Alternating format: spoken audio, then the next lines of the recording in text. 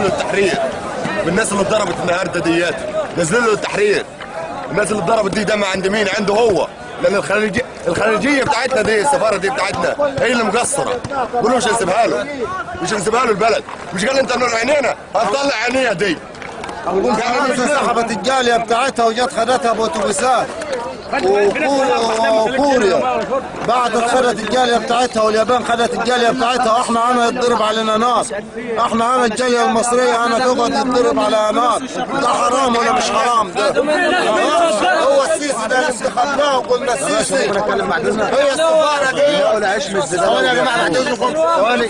السلام عليكم ورحمه الله. لو سمحت يا فندم يا كابتن عبد الفتاح السيسي، احنا هنا موجودين في تونس.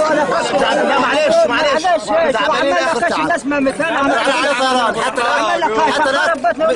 يا عم معلش بقى اصبر.